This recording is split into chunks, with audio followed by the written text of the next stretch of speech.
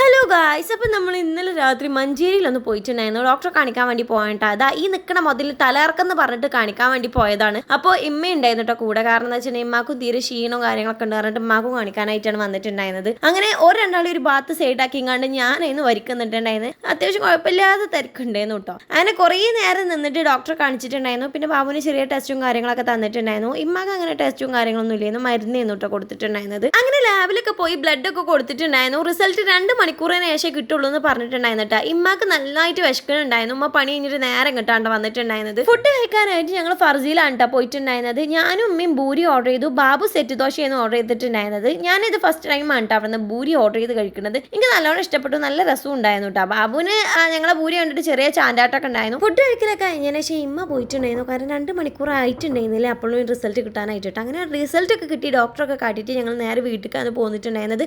video ഇഷ്ടപ്പെട്ടല്ലേ ഇത് support